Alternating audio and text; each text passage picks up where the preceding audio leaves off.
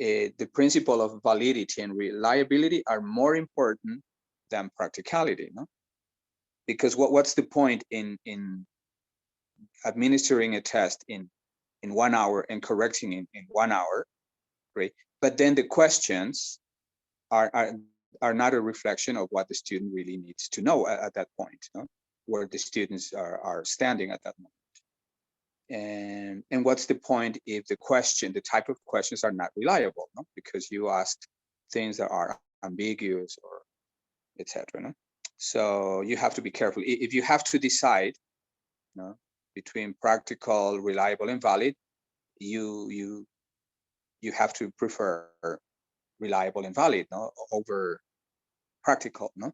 Now, of course, a perfect quiz would be one that is practical and at the same time reliable, valid, and the other, no, with positive washback, fair, etc. No? Yeah, so that is something also that I found very important to remark now. Great. Now, what about the second video? I know that you could only watch a few minutes, maybe 5, 6, 7 minutes. But the lady explained some interesting things about validity. What do you remember?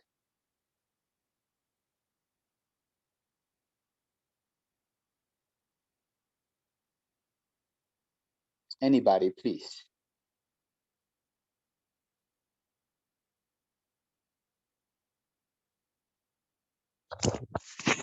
For example, I took some screenshots. For example, I remember this one.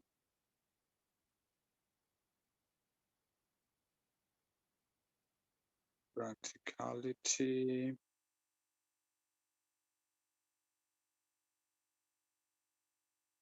For example, no, a valid assessment is one that measures what it's supposed to measure. For example, one that, for example, doesn't assess memory when the objective is to assess problem solving, or vice versa. One that doesn't grade someone on the quality of their writing when writing skills are not relevant to the topic being assessed, or it does when they are. No? So in other words, for example, no, sometimes we are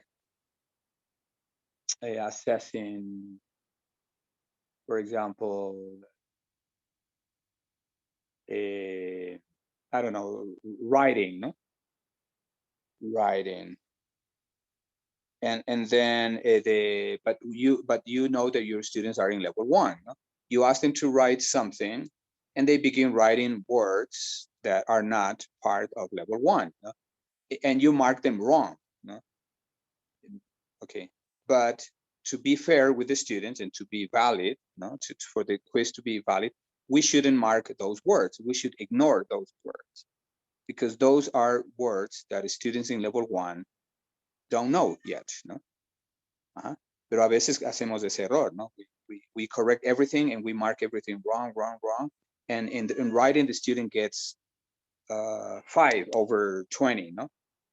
But another teacher comes and then checks and says, no, but these words belong to level 2 or level 3. So you are not checking perfect writing. You're checking only the writing of level 1. So you have to keep it valid. No?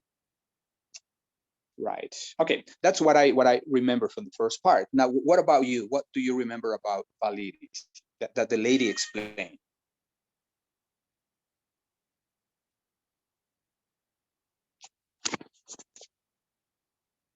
Anybody, please? Professor, about validity, About validity. Yes.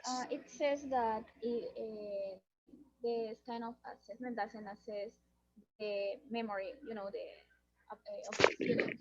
Yeah, it is more about the some exercise like solution of problems, and it also is not great. And some activities that can be applied are the case studies, problem sheets, simulations, and collaborative activities and things like that. Yeah, great, great. But let me see if I understood what you said, no? Or maybe let me rephrase. Yeah. What the lady said is that a valid test should measure what it's supposed to measure. For example, if you're doing writing in level 1, you should focus only on things that belong to level 1, right? And so, but she doesn't say that the only type of assessments that you should give your students are, for example, problem solving or any type of thinking, solving questions, right? What she said is that you need to have a clear view of what the test is going to measure. For example, she is writing, no? Exactly. Because I've seen many times, no, that for example, when teachers ask students to make a little presentation, for example, level 1, speaking is very difficult, no? And the students begin making mistakes, of course, because speaking is maybe the most difficult skill. But they are in level 1, no? But teachers forget that the students are in level 1, and students hear a lot of mistakes, and then they in the rubric they start making a lot of notes and deducting points from their grade, no? And so that is not a valid test, right? And the way that the teacher is correcting is not reliable, no? And so you have to make it very clear, no? What it is that you want to measure with the assessment, no? Now, in relation to what you mentioned, that there are other ways that other forms of assessment that can be used. Yeah, you're right, no? The lady mentions that no test, no assessment is 100% valid, no? Okay, and then she explained, with this example of 80-20, no? She said that, and this is a statistic method, no? It's algo científico. You can, if you follow all the explanation and you research in this, it's true, no? It's impossible to have 100% valid test. So she says that the only way that your assessments are valid, that todo el curso, in todo el curso, you can say that your assessments were valid, is that you give students different types of assessments, no? Not only one, no? For example, not only one final exam, but you need to have some tests for preparation, then, and you can alternate, no? You can do one day, for example, reading, writing, then you can make a mix. You can give them a unit quiz and then a midterm and then a progress test. So the more assessments you have, the more consistent that the results will be, no? And the interpretations of the results will be. We saw this in the previous lessons, no? When we talked about claims 2, 3, and 4, no? of the development of assessment. And so, yeah, the only way for you to make sure that your students really should pass, no? that they are really ready for the next class, for the next level, is because you have given them all kinds of assessments. Now, then you can say, well, this student is good and deserves to pass, and this one doesn't deserve to pass. Because otherwise, with only 1 or 2 assessments, it's not enough, no? Porque si no, the lady explains that what could happen is that students who don't deserve to pass eventually pass, right? And the students who deserve to fail don't fail, no? Because maybe they got lucky on that one assessment and they passed, no? and that will cause a big, that will be a sign of inconsistency, no? It will be, and it is, no? We saw that in previous weeks, no, when we learned about consistency, no? Those things could happen, no? And your job as a teacher is to avoid those things happening, no? Great. Now, what about let me see, Abby, can we go back to the document now? Please. Thank you.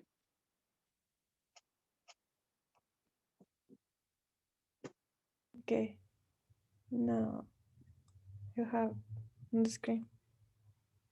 This one, no? On the screen. Thank you very much. So we want to go to validity to read the concepts here in validity. I think it's on page, it's still on page, no, it's at the beginning of page 2. Page 2. Yeah, and principles and then validity, no? Yeah. So the third principle is validity. No, I think it's on page 1. Exactly, no, validity. Yes, yes.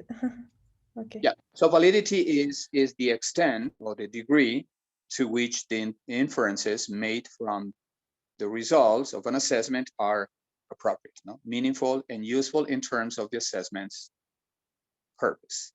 The authors claim that a valid test has the following characteristics, no? It's pretty much what the lady was explaining in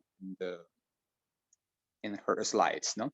Measures what exactly it's supposed to measure, doesn't measure irrelevant variables, relies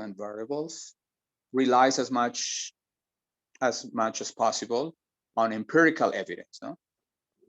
Which means performance, you know?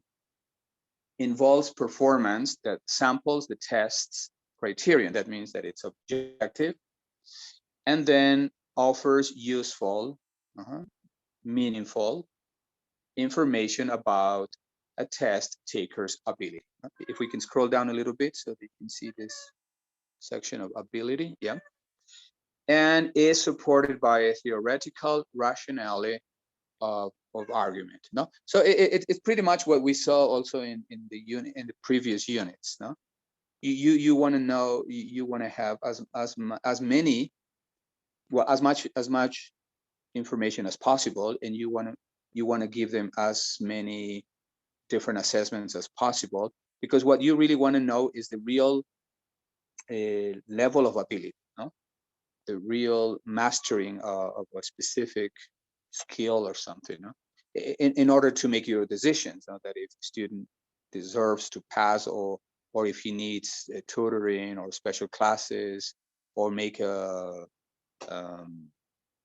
separate group of study or something, no? And so, well, I think these 5, 1, 2, 3, these 6 elements are describe validity, no? From the book, what I got is that validity is like the level of appropriateness, you know? It's a high quality, and the book says, no, that a high quality assessment process has to be sound, you know, so consistent, trustworthy, and legitimate, based on the assessment rules.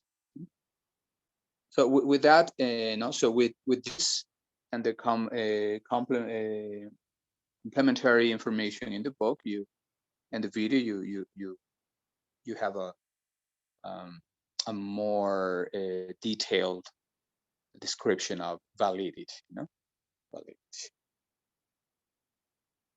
Great. Now, I'd like to have a volunteer, please, to read the next about the next principle, authenticity, please, somebody.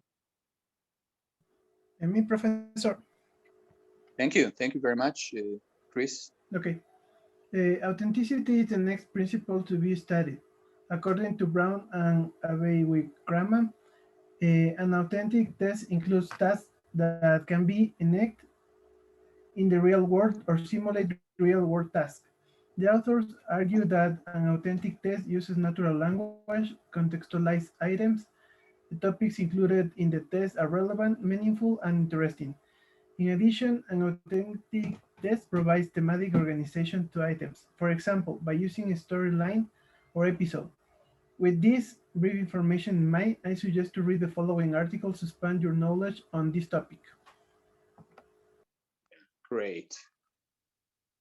Great, great, great. Well, I'm not sure where this PDF is. I don't remember, but if I find it, I will let you know, because it's not really a link. No, it's I think it has to do with the other book or something. Well, but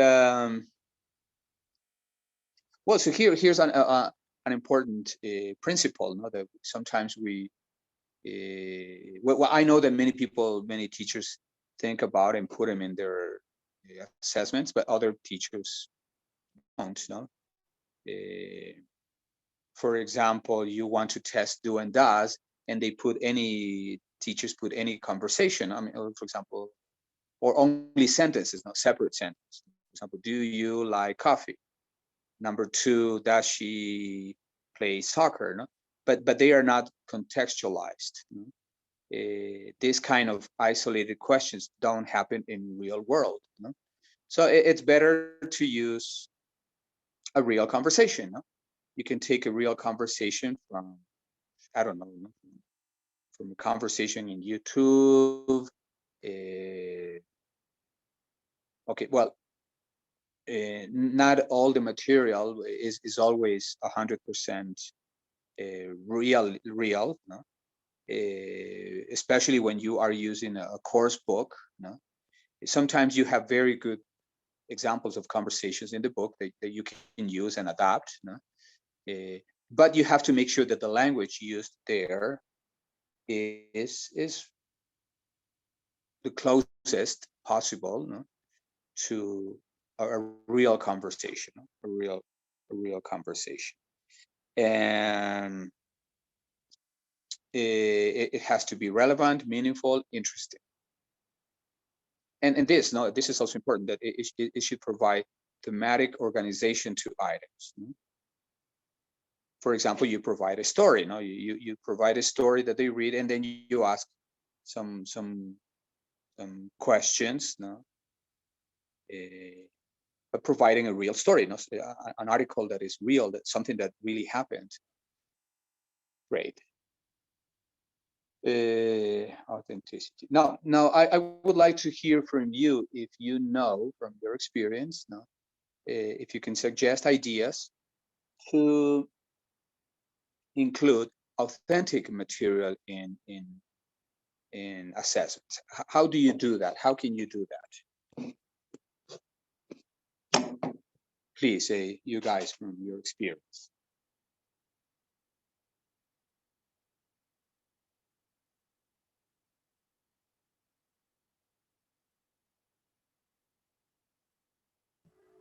Professor, Yes. Please.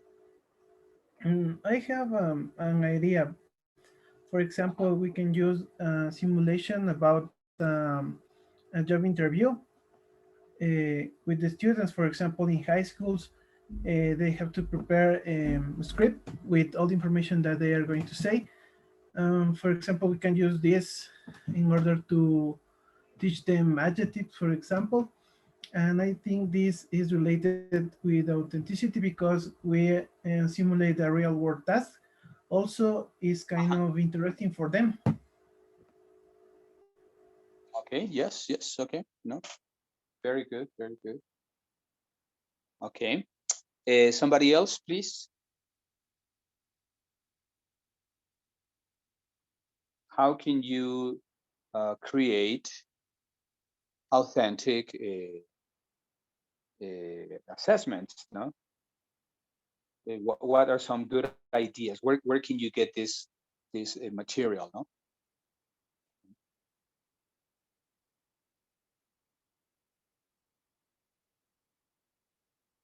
Anybody else, please?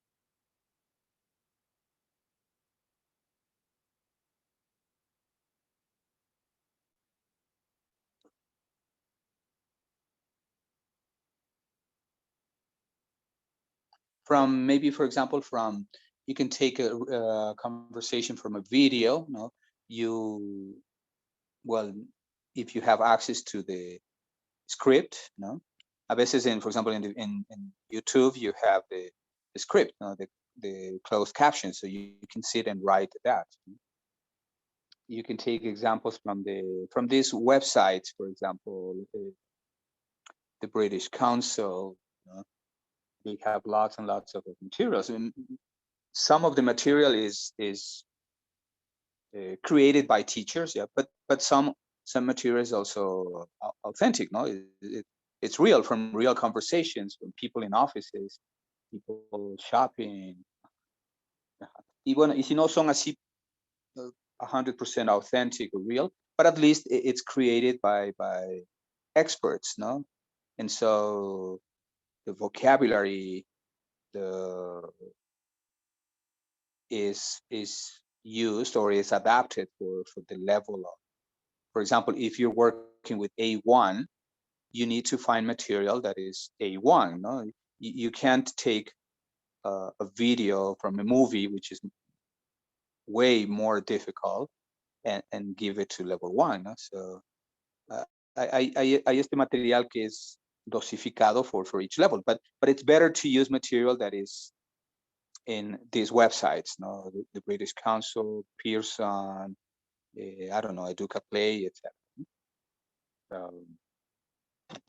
It's better than, for example, sitting and you spend hours writing a conversation or creating a video on your own, and a video or a text that may have 1 or 2 mistakes. You don't want to have any mistakes in your exams, your assessments. Great.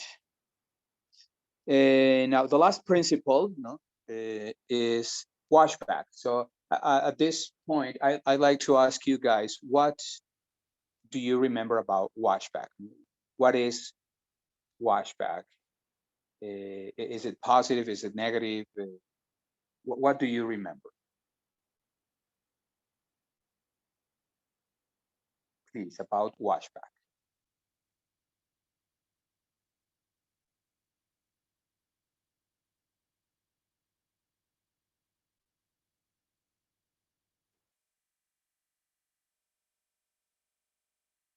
Anybody, please?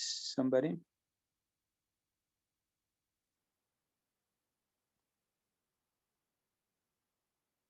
Carolina Macas? Can you hear me?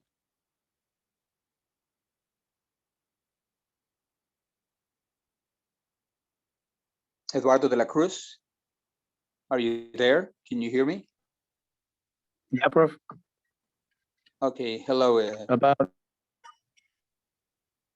Please. washback, you say, right? Yes, washback. What do you remember about washback? Well, first, the washback should be always positive because washback usually offers like some feedback on the teaching and learning process. So it should be always positive.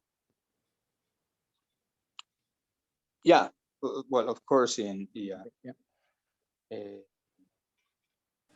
Prof. Yes. Well, I have some information about washback, Okay, great. and well, I have wrote that washback is the impact that an assessment has in students Yeah, and teachers too. and teachers too. And teachers too. Yes, Okay.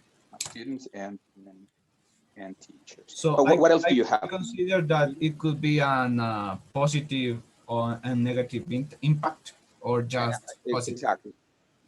No, positive and negative. No, positive and negative. Of course, we as teachers want to give our students assessment that has a positive impact. That help them understand the topic, that motivate them to have a next assessment. For example, if you give them an interesting assessment, on a topic that they like, and you prepare them, well for the exam. For example, explaining what the test is going to be about, giving them, for example, days before the exam, telling them that it's going to be like this, it's going to be on this day, be careful of this, be careful of that, and you explain, no, and you take some time to motivate them, and okay, and at the end of and then you give them the quiz, and the quiz has very interesting questions about a topic that they love, for example, soccer, no? And so the next day, they are going to be happy, no? Well, also if they get a good grade, no? Because we know that most of our students are moved by the grades. No? If they get a good grade, they usually feel happy. But it's not only the grade. No? Some people are happy just because they had a very interesting assessment that helped them understand a concept. No? And so, and this impact is usually on the students, but sometimes it's also on the teacher, no? Because there's nothing more frustrating, for example, for us as teachers, that you spend days and days explaining something, and then you give them an assessment and they fail. No? You feel also frustrated, and this has an impact on you. So you start questioning your role as a teacher. You start questioning about your students' capacity, or your capacity as a teacher to deliver better instruction in class or something. No? And so it's for both the teachers and students. Great. But of course, we should tend to have more positive than negative, no? Than negative watchback. I'm sure that the video, if I'm not wrong, I don't know if it's the same video that we watched the first weeks when we were looking at watchback, no? Watchback. I think that it has examples, no? And you, from your experience, you can tell me about instances when your students experienced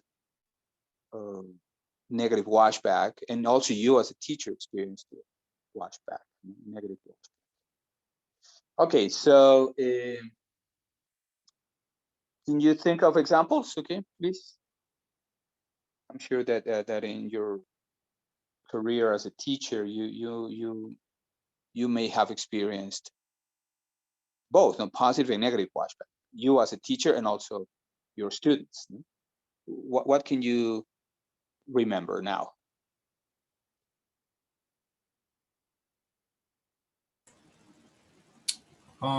Maybe it could be possible when we as teachers have students with NEE, because in some cases we try to do our best job, but Yes. these kind of students, and even the rest of the students, I don't know, didn't do their best effort in the test.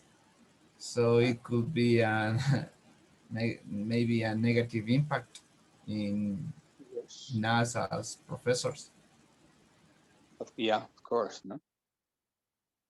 Okay, good, good. Very good example. Okay, can we have one more example to illustrate a watchback?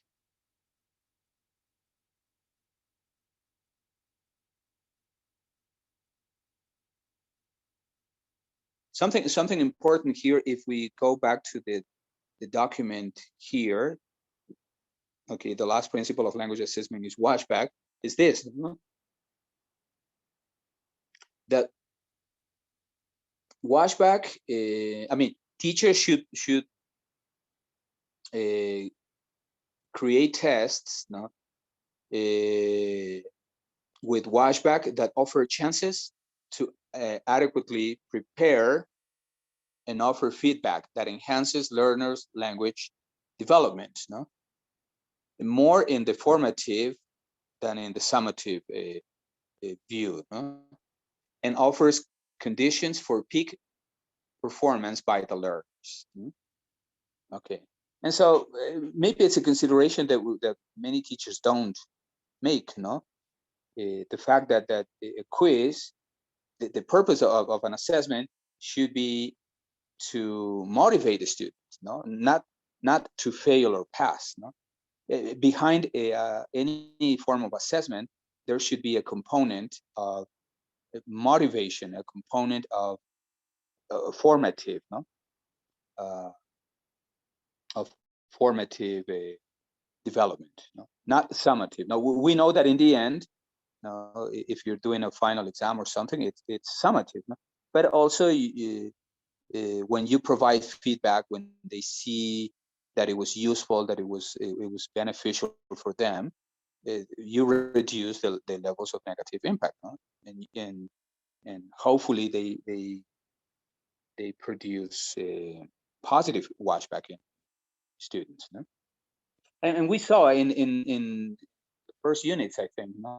Ways to reduce negative watchback are, for example, telling the students in advance, explaining what it's going to be like, making sure that everybody is there. Tell them that it's going to be interesting. It's going to be about something that the structures you're practicing in class are the ones that are going to be evaluated. No?